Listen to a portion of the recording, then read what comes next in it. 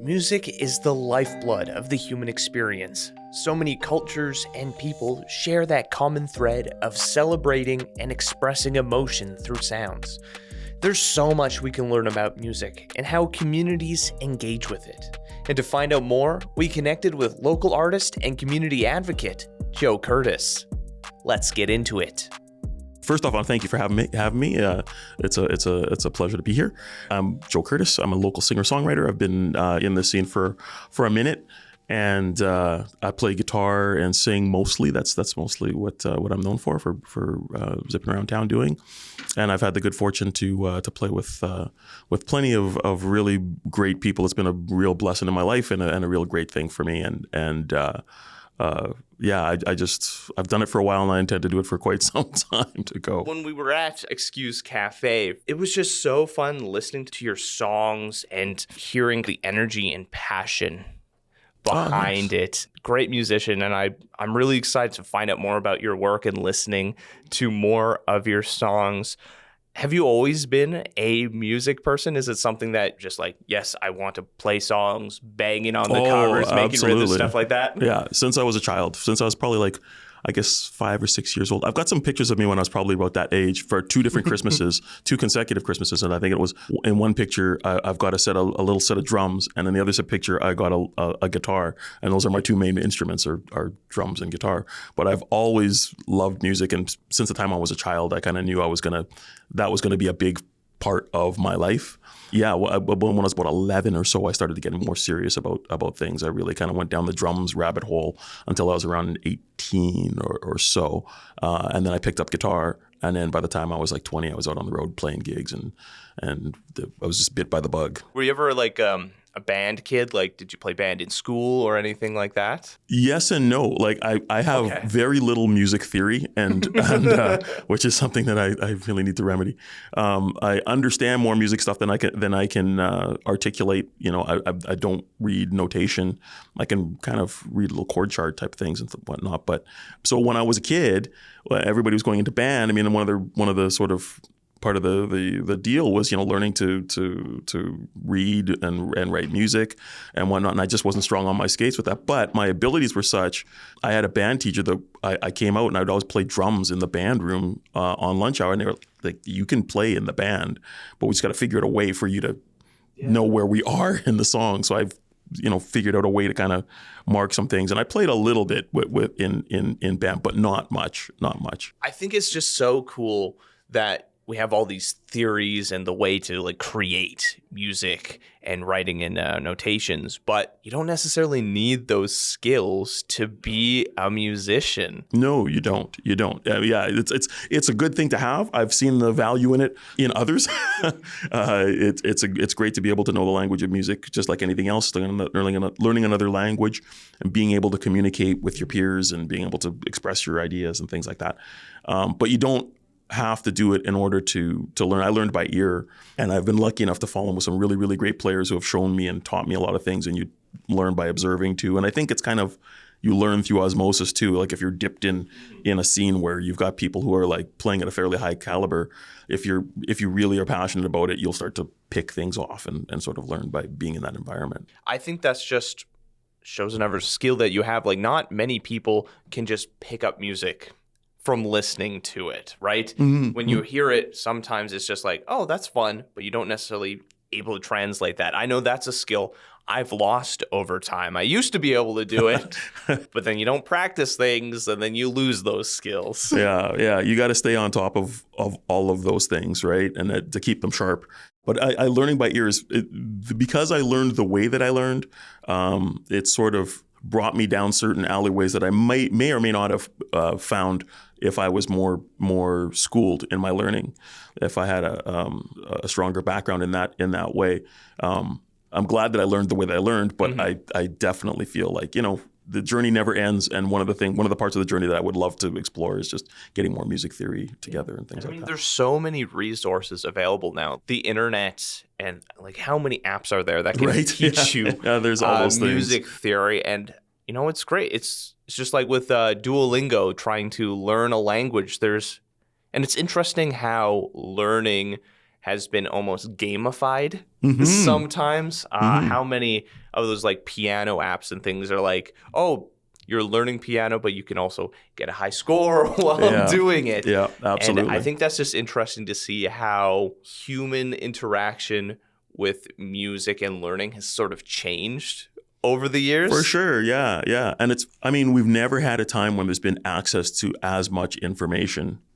And both the good and bad disinformation, thing. yeah, absolutely. But it's good that we have that so many sources to learn things. I'm a real visual learner.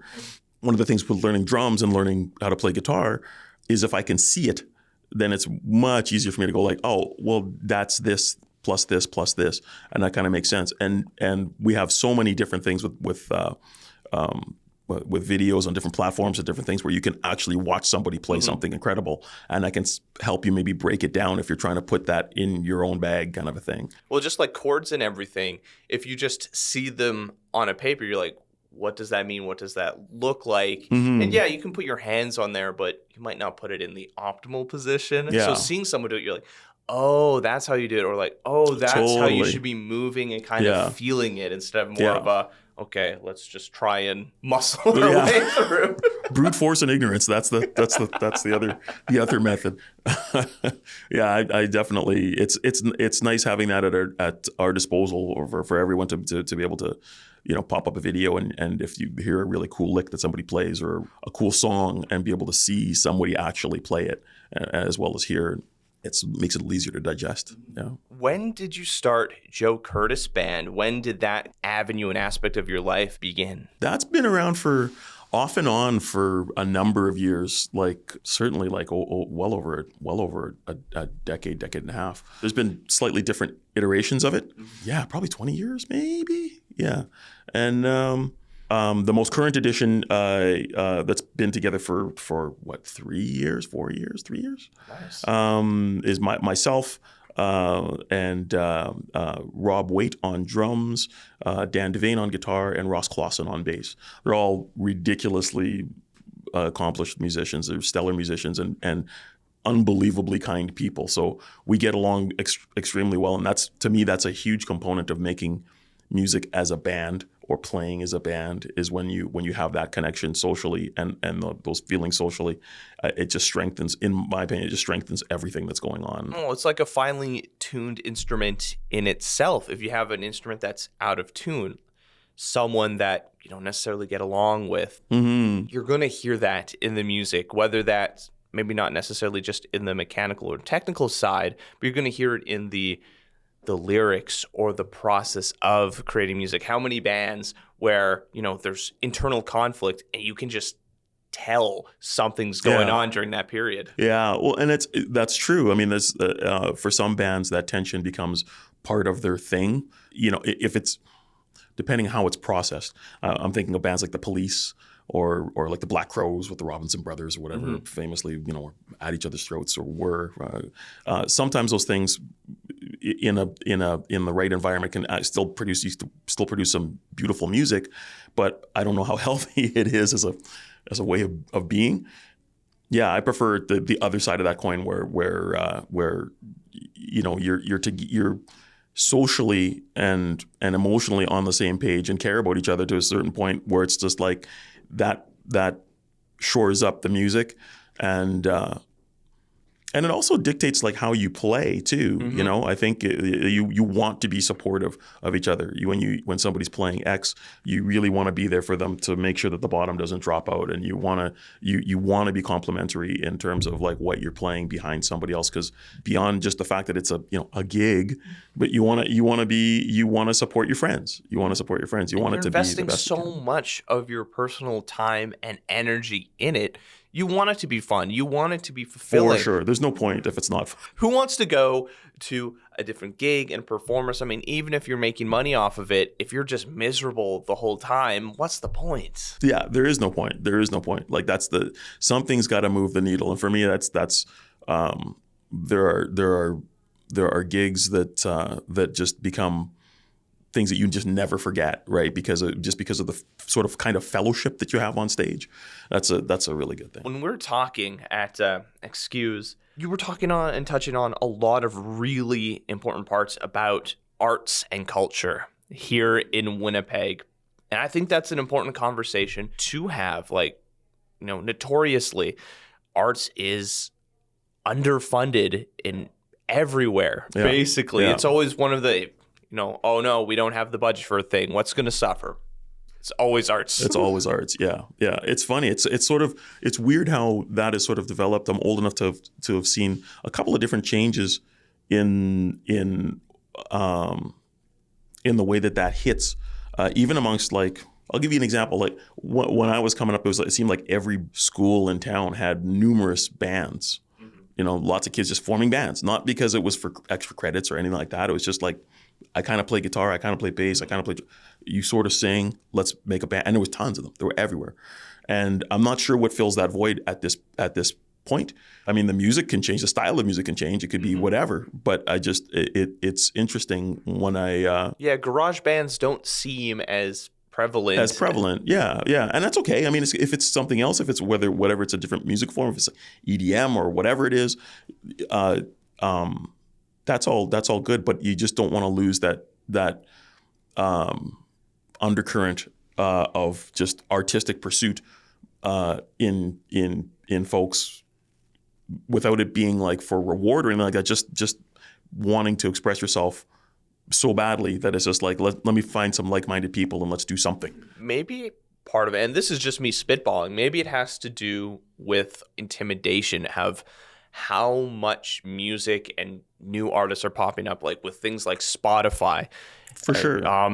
The DJ or your weekly playlist. I've encountered so many new artists that I never would before, really talented and skilled individuals, but the market is kind of like, there's so much there that, someone trying out could easily get drowned out. And maybe that's the frustration. Maybe someone's trying. Yeah. They don't find any success, whether that's posting things on YouTube or just putting things on Spotify to see what's out there. And they don't hear any feedback or just get swallowed by the algorithm. And, maybe that's one aspect. I think you're right. I think that's probably part of it. There is, I'm sure, I know I have even fallen victim to feeling that sort of pressure to, like, well, if you post something or if you do something, if it doesn't get X response, is it worthy or whatever? But it's worthy from the second that you decide to create and the second that you figure it's completed, you've won. That's the creation process in itself is miraculous. Taking an idea, even if it's cover music, you're taking something, you're imbibing it with your essence and creating something that isn't identical to what was created before. Yeah, it's got your thing on it, right? That's I think that's important, and to try and stay away from the idea of the pressure of, like, well, so and so got so many spins or so and so got so many likes or so is what I'm doing even valid? Does it even matter? If you're making the best art that you can, then that is really the point, is to try and make the most honest and articulate art that you can.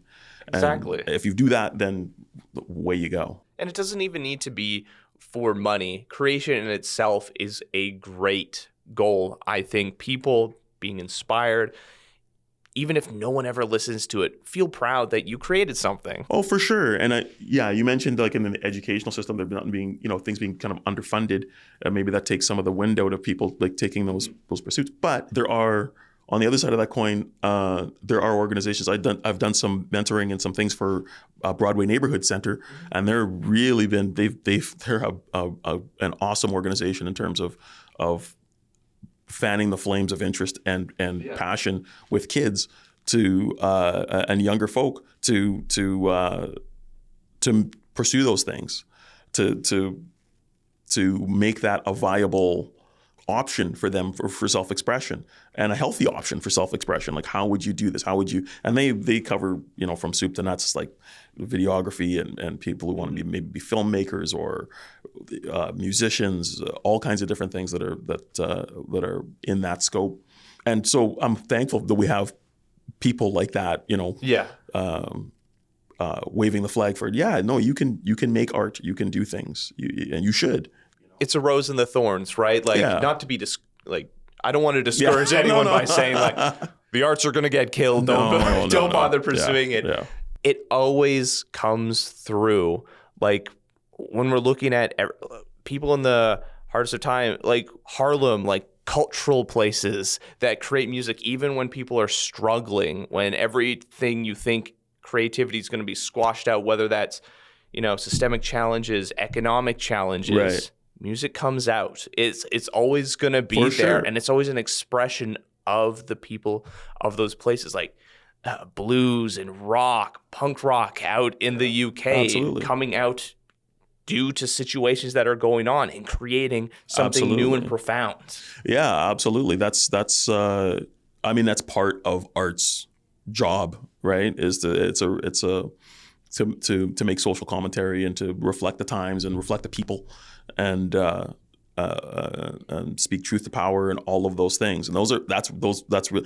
Music and art isn't going anywhere anytime soon. Like that's just not. It's just not.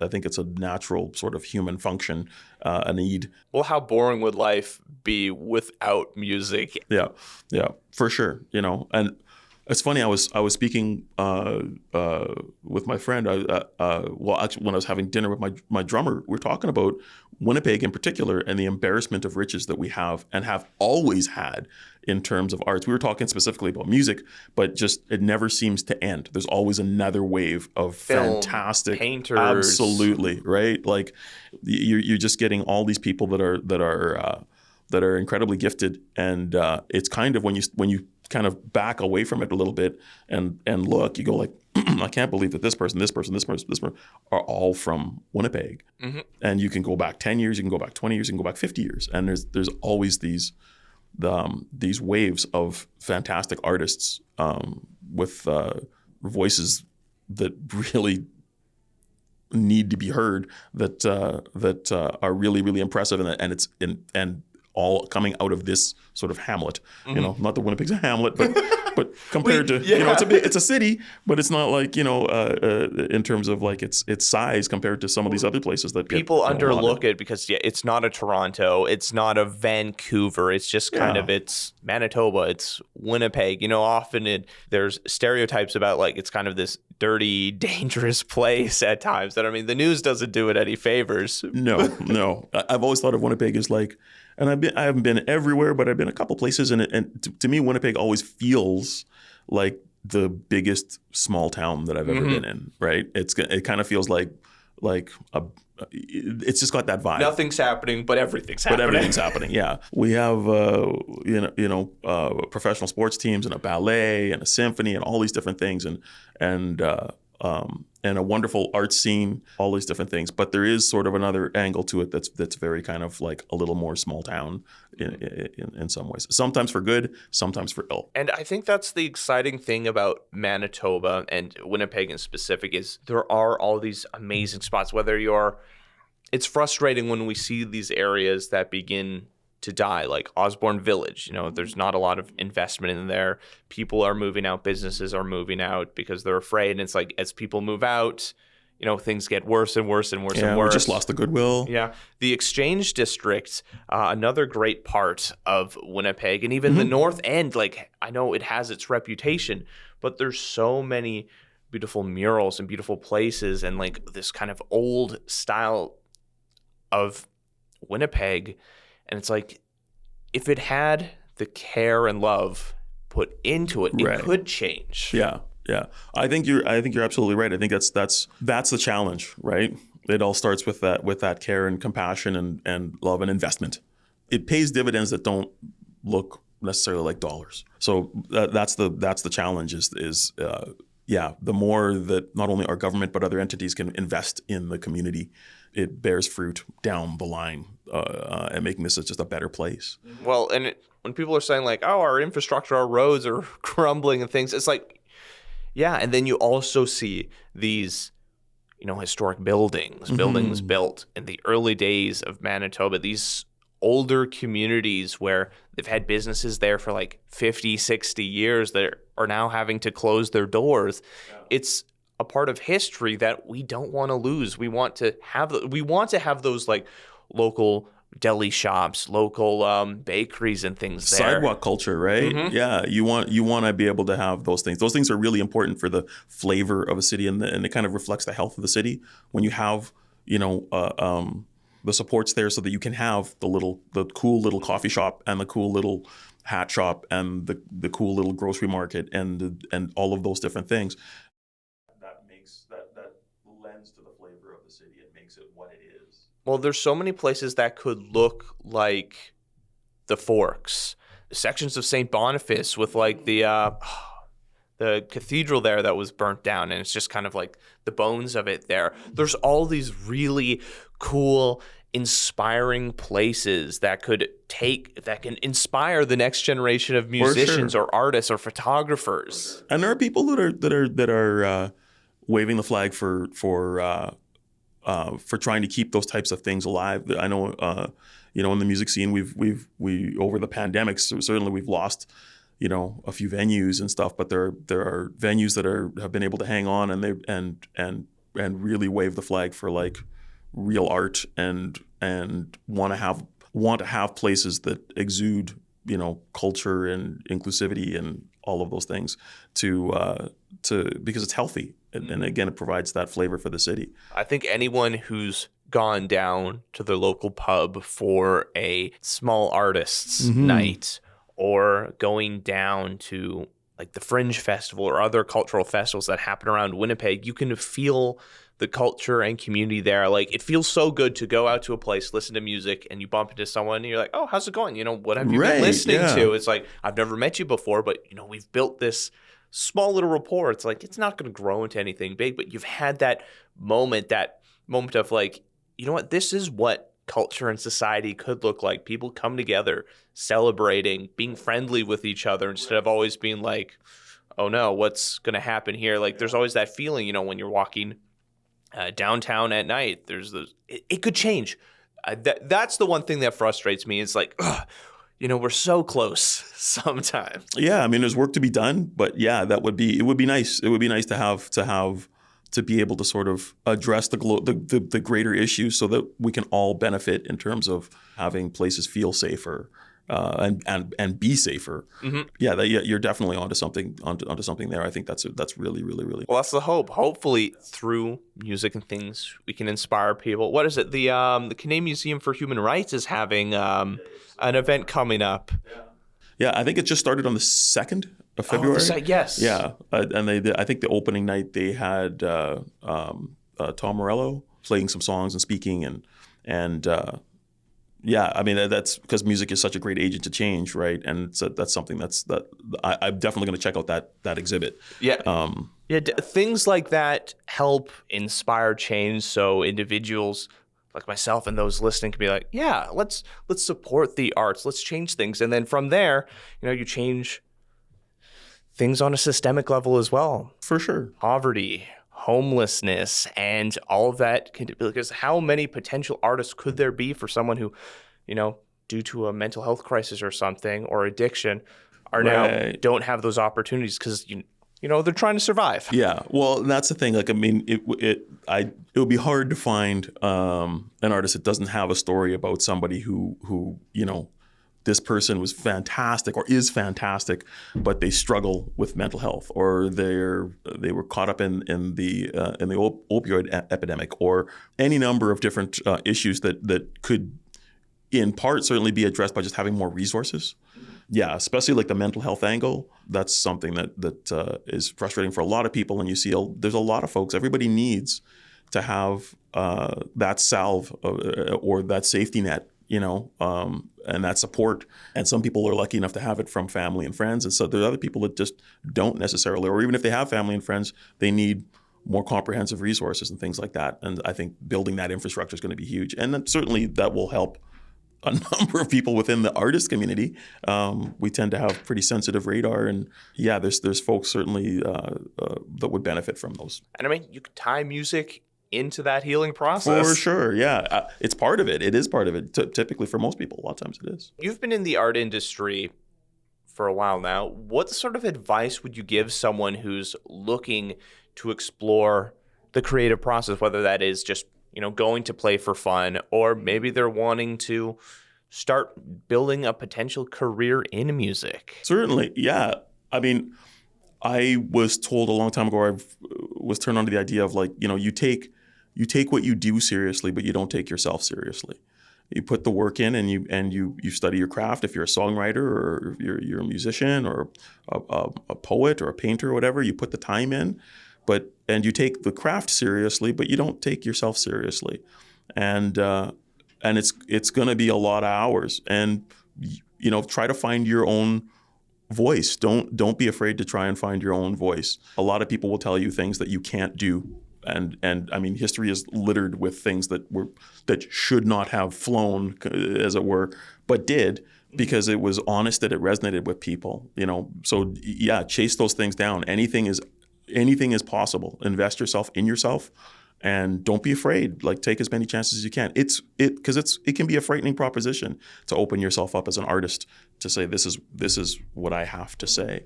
But be honest in what you say, and don't be afraid to take that chance to put yourself out there. For someone, or I guess, what's next for Joe Curtis Band? What's on the docket? Is there any concert or events that people can check out in the near future? I'm playing with the band. We're doing a show in a bit in April 5th. We're doing a show at Times Changed, opening for the Dirty Catfish brass band for their NOLA night.